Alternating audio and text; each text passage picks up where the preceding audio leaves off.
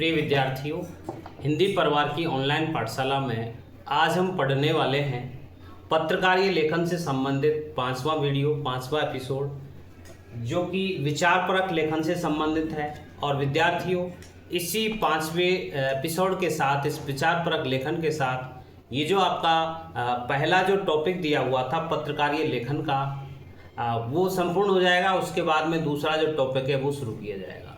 कुल मिलाकर के 5 शॉर्ट वीडियोस के माध्यम से अलग अलग प्रकरणों को लेकर के और पत्रकारीय लेखन को समझने का प्रयास हम कर रहे हैं। यह अंतिम वीडियो है पत्रकारीय लेखन का, जिसमें कि आज जो पढ़ने वाले हैं वो विचारपरक लेखन के बारे में पढ़ेंगे, जो कि हिंदी साहित्य विषय के अंतर्गत और 3 अंक का आता है आपके कक्षा 12 में। तो यहाँ विद्यार्थियों जिन विचारपरक लेखन के बारे में हम समझेंगे वो चीज़ें यहाँ पर 5 हैं। सबसे पहले पढ़ने वाले हम संपादकीय। जो अखबार में संपादकीय नाम का एक पृष्ठ होता है प्रत्येक अखबार में, वहाँ संपादकीय को समझने का प्रयास करेंगे कि आखिर अखबार की आवाज़ कैसे कहा जाता है। दूसरा है स्तंभ लेखन। इसमें लेखक के विचार होते हैं, लेखक के विचारों से उसके जो भी वो अपने विचार रखता है उसके नाम से वो जाना जाता है। लेख है, इसमें किसी विषय पर विस्तार से चर्चा करने का कार्य किया जाता है। वरिष्ठ जो पत्रकार हैं उनके माध्यम से विषय विशेषज्ञ जो हैं वो किसी विस्तार से विषय को लेकर के चर्चा करते हैं। चौथा आता है विद्यार्थियों, इसमें संपादक के नाम पत्र। संपादक के नाम पत्र ये अखबार का स्थायी स्तंभ होता है और जनमत को प्रतिनिधित्व देने वाला यह स्तंभ इसमें होता है। 5वां है साक्षात्कार या इंटरव्यू। इसमें 2 या 2 से अधिक व्यक्तियों द्वारा किसी विशेष उद्देश्य को लेकर के आमने सामने जो चर्चा की जाती है उसे विद्यार्थियों हम बातचीत जो की जाती है उसे इंटरव्यू या साक्षात्कार कहते हैं। विद्यार्थियों, एक पॉइंट और रहता है टिप्पणी का, जो इतना महत्वपूर्ण नहीं है। तो यहाँ 5 आपके विचारपरक लेखन से संबंधित टॉपिक्स हैं, इनको एक एक करके हम समझने का प्रयास करते हैं।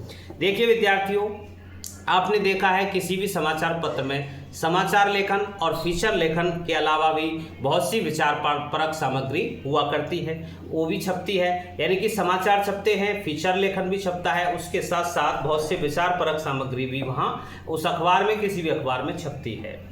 यहाँ विद्यार्थियों, अखबार में प्रकाशित होने वाले विचारपूर्ण लेखन से उस अखबार की छवि बनती है। यानी कि कोई अखबार किस प्रकार से प्रसिद्ध है, क्यों इतना वो इम्पोर्टेंट है, जनता की रुचि किसी अखबार विशेष के प्रति होती है, वो किस कारण से है, क्योंकि जितने अच्छे लेख जो हैं, विचारपूर्ण लेखन है, उन विचारपूर्ण लेखकों के होने से, उनकी उपस्थिति से अखबार की छवि बनती है।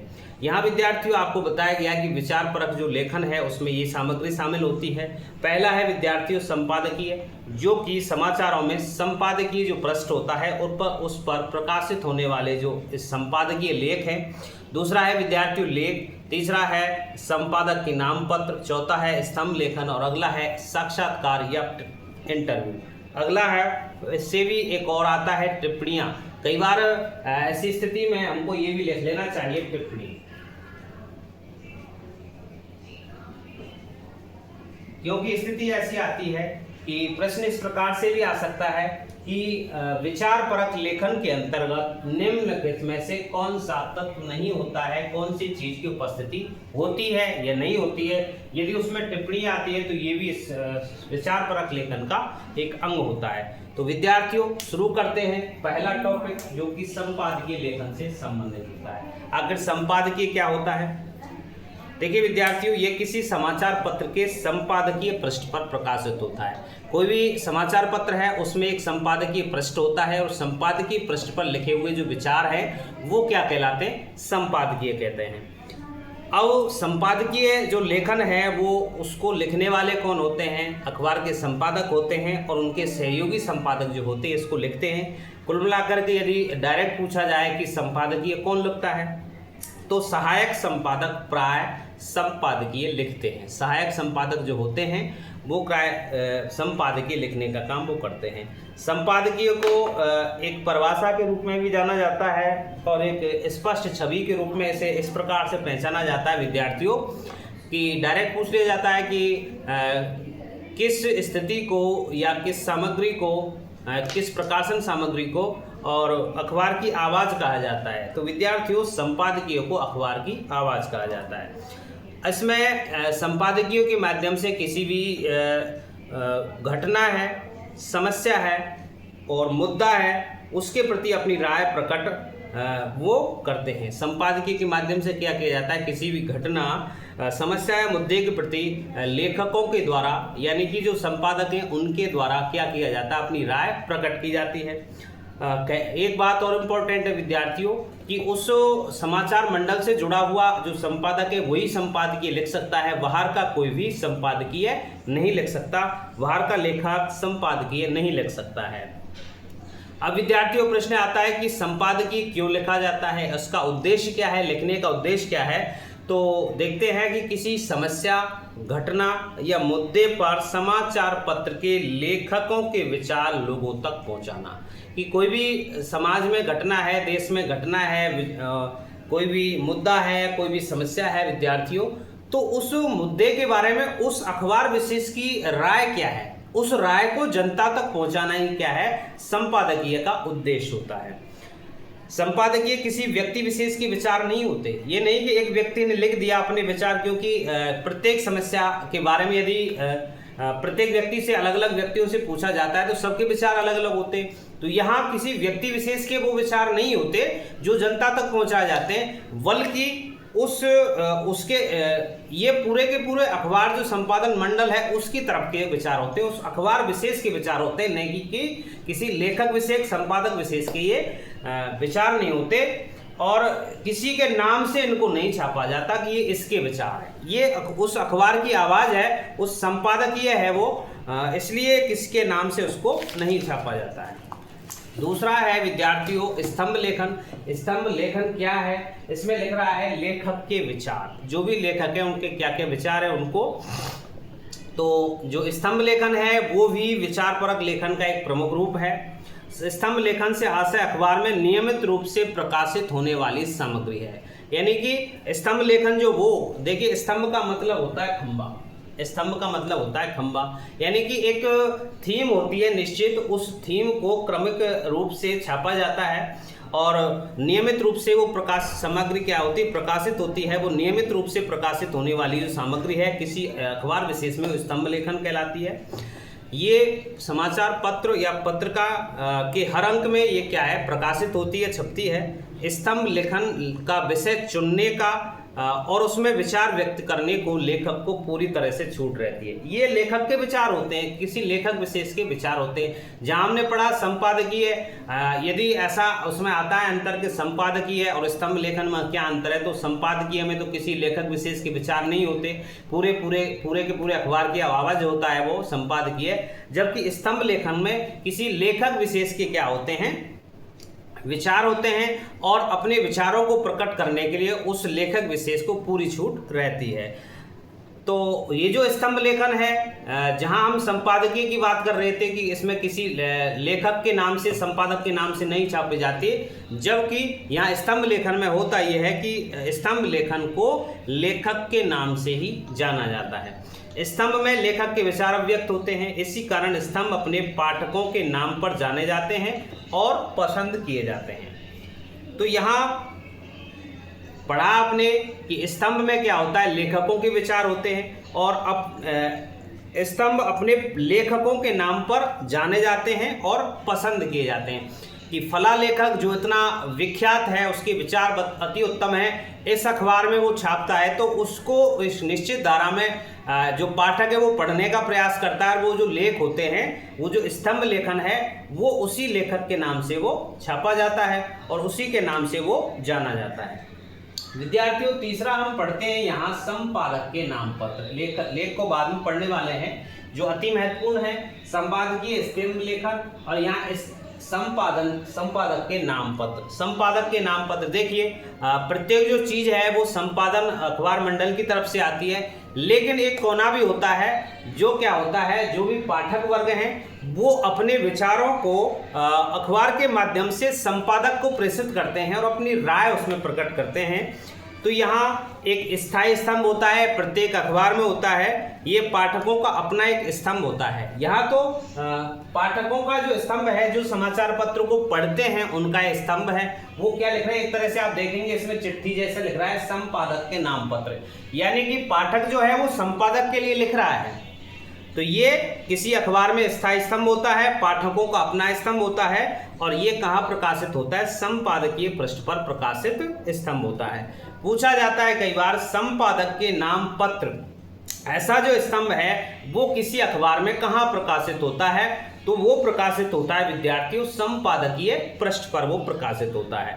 अब यहाँ एक बात बहुत ही इंपॉर्टेंट है कि संपादक के नाम पत्र को, इस स्तंभ को जनमत का प्रतिबिंब क्यों कहा जाता है, यानी कि जनमत का प्रतिबिंब क्यों कहा जाता है, अर्थात जनमत को, जनता के मत को, जनता के विचार को, जनता की राय को का प्रतिनिधित्व करने वाला क्यों कहा जाता है, तो इसका कारण है इस स्तंभ के माध्यम से अखबार के पाठक, अखबार को पढ़ने वाले न केवल विभिन्न मुद्दों पर अपनी राय प्रकट करते हैं बल्कि जन समस्याओं को भी उठाने का वो काम करते हैं। कोई भी समस्या है उसके प्रति वो पाठक जो है, कोई भी पाठक लिख करके भेज सकता है संपादक के नाम पत्र, और वो उस अखबार में छपेगा और पूरे के पूरे जन समुदाय तक वो जाएगा।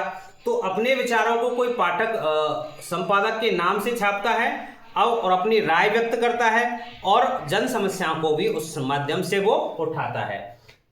विद्यार्थियों, अब इसमें एक चीज और आती है कि संपादक के नाम पत्र है, इस स्तंभ के माध्यम से उन लेखकों को बहुत मदद मिलती है जो नए लेखक हैं, जिन्होंने लिखना अभी शुरू किया है और वो अभ्यास करना चाहते हैं लिखने का कि किस प्रकार से पत्रकारिता में लिखा जाता है। तो नए लेखकों के लिए लेखन की शुरुआत करने और उन्हें हाथ मारने का अवसर भी ये प्रदान करता है।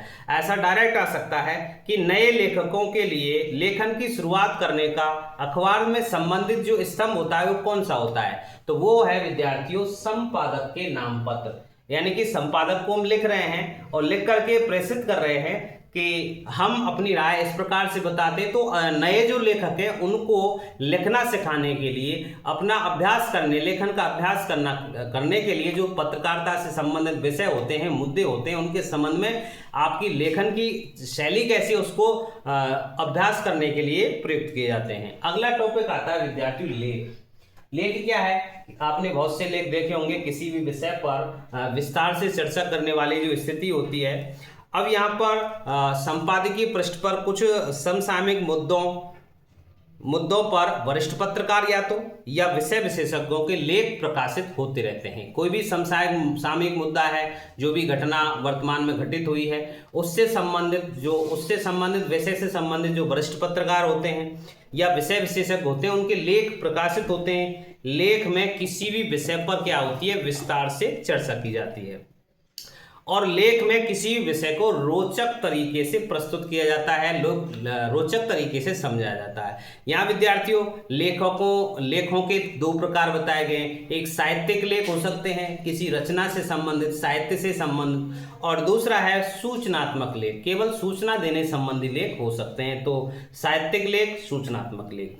लेख में लेखक विशेष के विचारों को प्रमुखता दी जाती है। जो उस लेख को लिख रहा है उसके विचारों को वहां पर प्राथमिकता दी जाती है। ये विचार तथ्यों व सूचनाओं पर आधारित होते हैं। जो तथ्य होते हैं, फैक्ट होते हैं, उन पर वो आधारित होते हैं। एक चीज और देखनी है कि लेख का एक प्रारंभ होता है, मध्य होता है और एक अंत होता है। 3 भागों में ये लेख विभक्त होता है।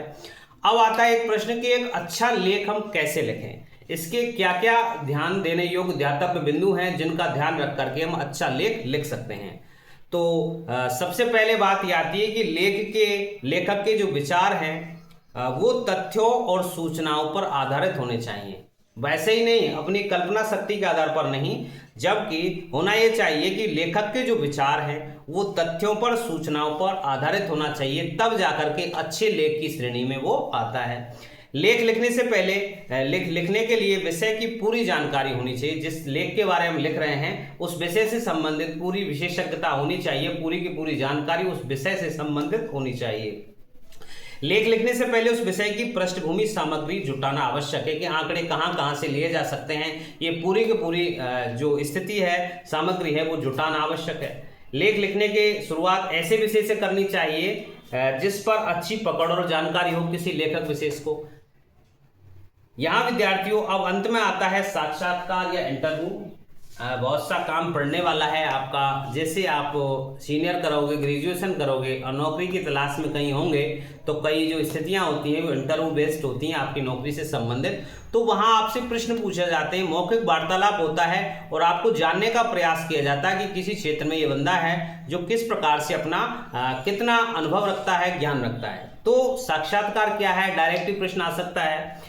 तो दो या दो से अधिक व्यक्तियों द्वारा, देखिए दो या तो दो व्यक्ति हो सकते हैं या अधिक, दो या दो से अधिक व्यक्तियों के द्वारा किसी विशेष उद्देश्य से, वहां उद्देश्य विशेष होगा, आमने सामने की बातचीत को क्या कहते हैं, साक्षात्कार कहते हैं। यानी कि दो या दो से अधिक व्यक्तियों द्वारा किसी विषय विशेष पर किसी विशेष उद्देश्य से आमने सामने की गई जो वार्तालाप है, बातचीत है, उसी को क्या कहते हैं, हम साक्षात्कार कहते हैं। साक्षात्कार में क्या होते हैं, कुछ सवाल जवाब होते हैं, एक प्रकार की मौखिक प्रश्नावली है।